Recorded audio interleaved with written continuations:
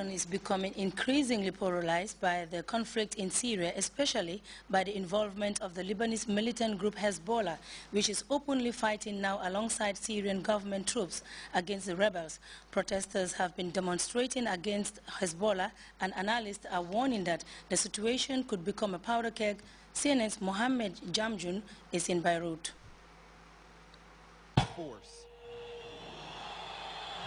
Sunni Islamists in Lebanon gathering to send a message.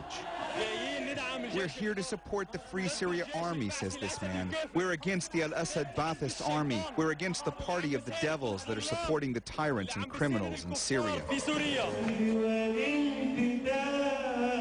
Songs are sung and cash is collected.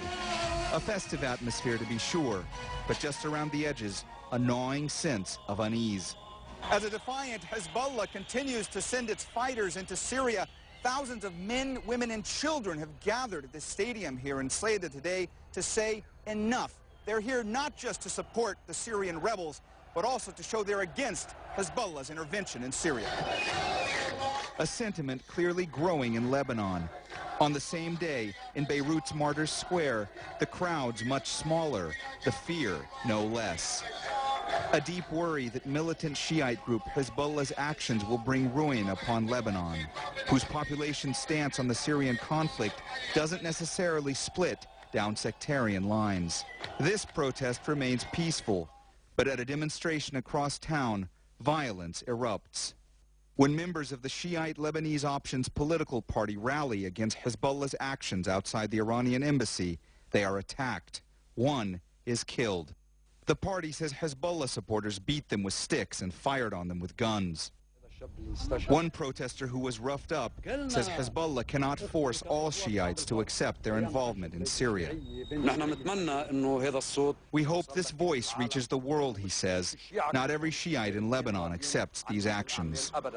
But that seems to make little difference in a Lebanon as fragile and fractious as ever, struggling not to be dragged into a war that keeps bleeding across sectarian and ideological lines.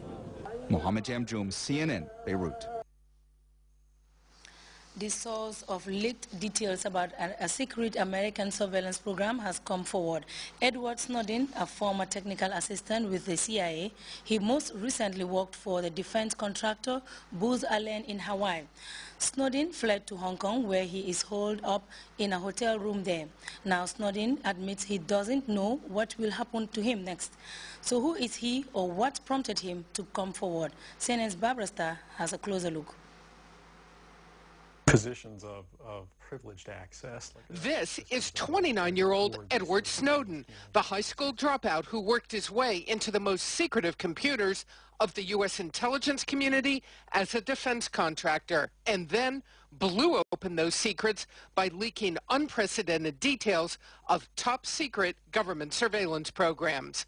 He now risks never living in America again as a free man. I had access to, the full rosters of everyone working at the NSA, the entire intelligence community, and undercover assets all around the world, the locations of every station we have. Snowden didn't leak that, but in an interview with the British newspaper The Guardian, Snowden reveals himself as the source of several documents leaked to journalist Glenn Greenwald, outlining a massive effort by the National Security Agency to track cell phone calls and monitor email and internet traffic of virtually everyone. I, sitting at my desk, certainly had the authorities to wiretap anyone, from you or your accountant to a federal judge to even the president if I had a personal email. Snowden says he just wanted Americans to know what the government was doing. Even if you're not doing anything wrong, you're being watched and recorded. And he wanted to be upfront that he was behind the leaks. I'm just another guy who sits there day to day in the office, watches what's happening, and goes, this is something that's not our place to decide. The public needs to decide whether these programs and policies are right or wrong. The Guardian says during the interview, Snowden watched CNN's Wolf Blitzer ask a panel who the leaker was. Do you have any idea who's leaking this information? Snowden, watching, did not react. Snowden fled to Hong Kong 3 weeks ago after copying a last set of documents and telling his boss he needed to go away for medical treatment. Before all this, Snowden says he had a comfortable life, working for the NSA in Hawaii with a $200,000 salary and a girlfriend. He told The Guardian he never got a high school diploma, attended community college, but didn't complete his computer studies. He joined the Army in 2003, but was discharged after breaking both legs in an accident.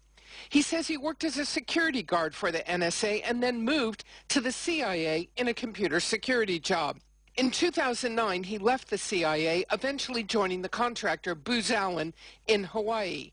He began to see top-secret documents on the extent of the NSA's surveillance, including details that the government also had data on Americans.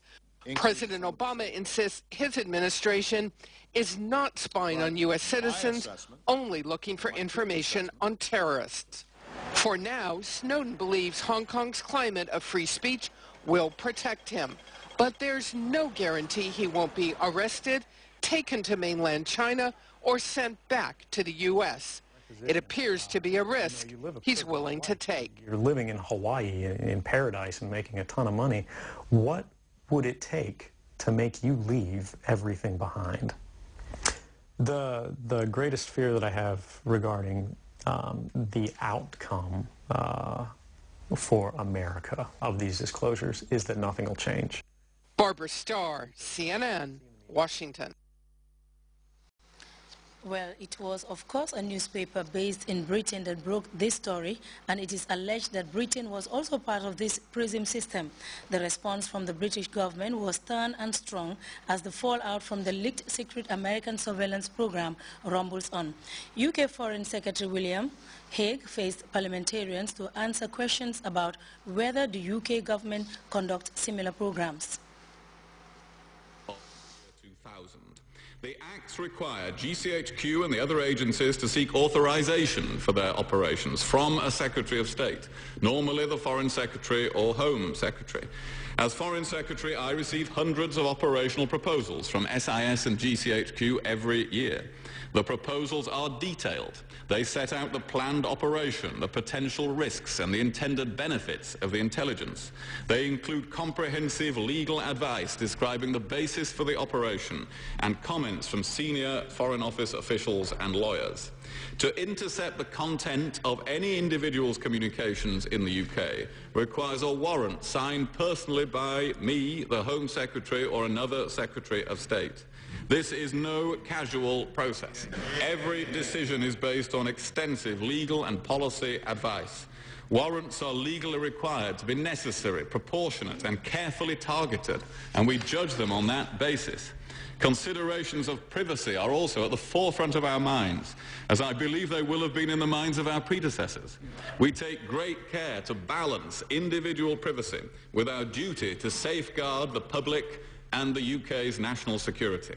These are often difficult and finely judged decisions, and we do not approve every proposal put before us by the agencies.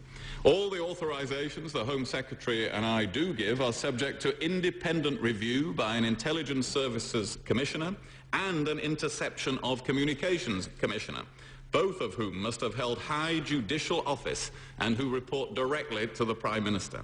They review the way these decisions are made to ensure they are fully compliant with the law. They have full access to all the information they need to carry out their responsibilities, and their reports are publicly available.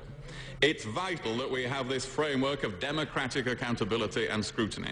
But I also have nothing but praise for the professionalism, dedication and integrity of the men and women of GCHQ. I know from my work with them how seriously they take their obligations under UK and international law. Indeed, in his most recent report, the Intelligence Services Commissioner said, "It is my belief that GCHQ staff..." Well, we'll take a second break. Stay tuned.